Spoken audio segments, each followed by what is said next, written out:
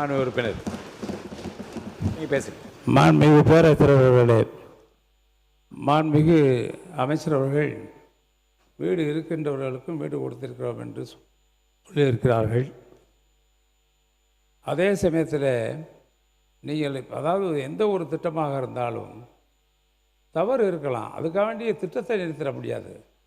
இருக்கக்கூடிய அலுவலர்கள் போய் அவங்க வந்து சோதிக்க அலுவலர்கள் நேரடியாக தேர்வு அவங்க தான் தேர்வு செய்கிறாங்க. நான் ஒன்றே ஒன்று உங்களுக்கு சொல்லிடுறேன். என்னை பொறுத்தளவில் என்னுடைய துறையிலே இதே அவையில் இருக்கின்ற அனைத்து உறுப்பினர்களுக்கும் தெரியும், நம்ம எந்த திட்டத்தை ஆரம்பித்தாலும் எந்த கட்சியை சார்ந்தவர்கள் பார்ப்பதில்லை. ஏன்னா வீடு கேட்டு வருகின்றவர்கள் யாராக இருந்தாலும் அவர்களுக்கு வழங்குவோம்.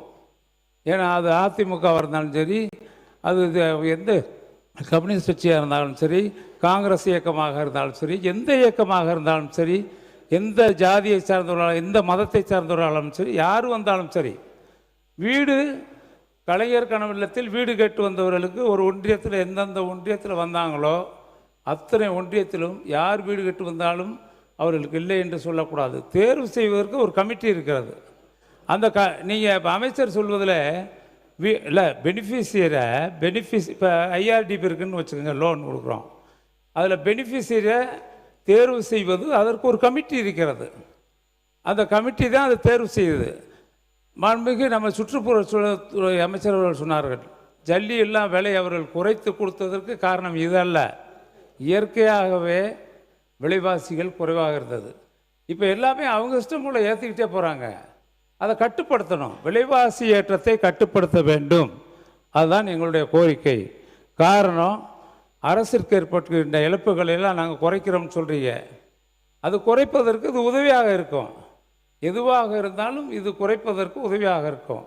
ஏன்னா கலைஞனுடைய கனவு இல்லை வந்து இன்றைக்கு மக்கள் ஆசையாக வாங்கினாங்க. எல்லா பேரும் இன்றைக்கி வீடு கட்டியிருக்க போய் பாருங்கள். அவர் சொன்னார், பேஸ்மெண்ட்டை இப்போ 3வது தடவை கொடுத்ததில் பேஸ்மெண்ட்டை போட்டிருப்பாங்க. கட்டுமான பணிகள் நடந்துக்கிட்டு இருக்கோம். நீங்கள் அதை வைத்து சொல்லக்கூடாது. நான் குறை சொல்வதற்காக நீங்கள் சொல்வதை நான் ஏற்றுக்கொள்ளவில்லை. ஒரு வீடு அலாட்மெண்ட்டு நம்ம நிர்வாக அனுமதி கொடுத்து விட்டாலே அவங்க வந்து பேஸ்மெண்ட்டை கூட போட்டிருப்பாங்க, அதிகாரிகள் போய் பார்க்கல. ஆனால் அதை முடிவு செய்வது அங்கங்கே இருக்கக்கூடிய பிளாக் டெவலப்மெண்ட் ஆஃபீஸர்ஸ் தான், வட்டார வளர்ச்சி அவங்க அலுவலர்கள் தான் அதை முடிவு செய்வார்கள். இதே போல் இப்பொழுது நீங்கள் வந்து அண்ணா மறுமலர்ச்சி திட்டம் இருக்குது.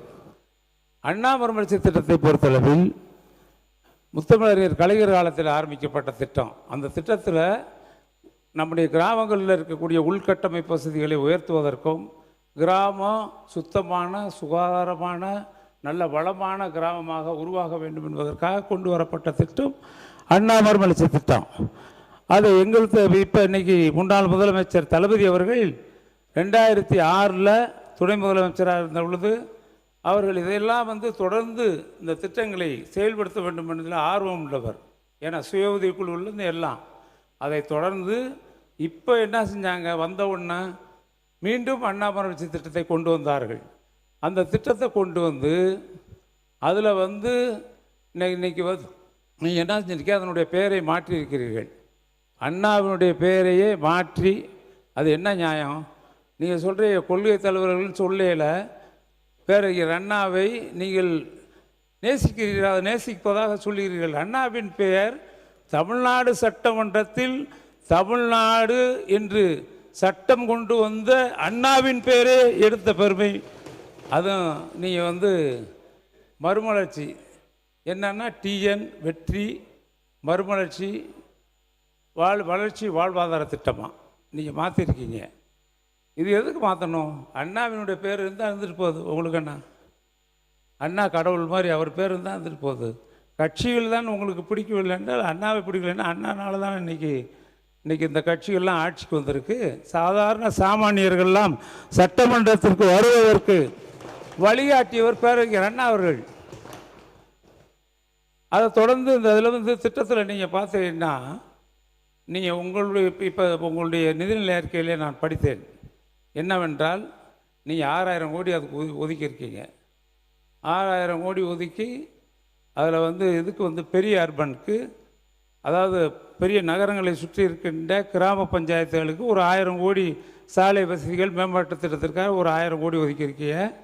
இதுபோக மலை பகுதியில் இருக்கின்ற கிராமங்களுக்கு 100 கோடி ரூபாய் ஒதுக்கியிருக்கிறீர்கள். எங்கள் ஆட்சியிலே, கடந்த ஆட்சியிலே மலையில் இருக்கின்ற கிராமங்கள் அத்தனை கிராமங்களுக்கும் முதலமைச்சர் சாலை திட்டத்திலே மட்டுமல்லாமல் பல்வேறு திட்டங்களிலே மழை நீங்கள் நாமக்கல்லில் பார்த்தீங்கன்னா நாங்கள் போதமலைக்கே 130 கோடி ரூபாயில் இன்றைக்கு சாலை அமைக்கப்பட்டிருக்கிறது. அவருக்கு அமைச்சருக்கு தெரியும், அந்த மாவட்டத்தினுடைய அமைச்சருக்கு. போதமலைக்கு 130 கோடி கொடுத்துருக்கோம், கல்வராயன் மலைக்கு 60 கோடி கொடுத்துருக்கோம். இப்படி ஒவ்வொரு மலைப்பகுதியில் இருக்கக்கூடிய அத்தனை சாலைகளையும் இணைக்கின்ற பணியை முடித்து ஒரே ஒரு 5 சாலைகள் மட்டும்தான் மலைப்பகுதியில் நீலகிரி மலையாக இருந்தாலும் சரி, அல்லது இருக்கக்கூடிய நம்ம ஏற்காடாக இருந்தாலும் சரி, அல்லது கோடை மலைப்பகுதிகளாக இருந்தாலும் சரி, மேகமலை பகுதிகளாக இப்போ போராட்டம் நடக்குது, அந்த மலைப்பகுதியிலே சாலைகள் அமைத்திருக்கிறோம். இப்போ வெளியேற சொல்கிறாங்களே, அதிலே சாலை அமைத்த ஆட்சி எங்களுடைய ஆட்சி. அனுமதி கொடுத்திருக்கிறது இது வனத்துறை. ஒரு 5 சாலைகளுக்கு மட்டும்தான் வனத்துறை அனுமதி கொடுக்காமல் இருக்கிறது. எங்கள் ஆட்சி காலத்திலே அத்தனை மலைப்பகுதிகளுக்கும் நாங்கள் சாலைகளை அமைத்திருக்கிறோம். அது மட்டுமல்லாமல் அவங்க அதற்காக 100 கோடி ஒதுக்கியிருக்காங்க. அந்த 5 சாலைகளுக்கு மட்டுமல்லாமல் இன்னும் வளர்ச்சிக்கு பயன்படுத்தலாம், அதை பற்றி ஒன்றும் இல்லை.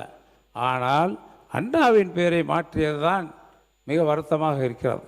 எதற்காக அண்ணாவின் பெயரை மாற்றி தமிழ்நாடு வெற்றி என்ன வில்லேஜ் எம்பவர்மெண்ட் டிரான்ஸ்ஃபர்மேஷன் ரெஜினமேட்டிவ் இனிஷியேட்டிவ் என்று சொல்லியிருக்கிறார்கள். நீங்கள் அதை வச்சுக்க கொள்கையை வேணால் வச்சுக்கலாம் அந்த அப்ரிவேஷனை. ஆனால் என்னை பொறுத்தளவில் என்ன சொல்கிறேன் என்றால், திட்டத்திற்காக நிதி என்ன ஒதுக்கியிருக்கிறீர்கள் என்றால் ஒரு 7100 கோடி ஒதுக்கியிருக்கீங்க. எங்களுடைய ஆட்சி காலத்தில் நான் குறிப்பிட்டு சொல்ல வேண்டுமென்றால் ஒரு விவரத்தை கொடுத்துருக்காங்க, எவ்வளவு கொடுத்துருக்கோங்கிறத.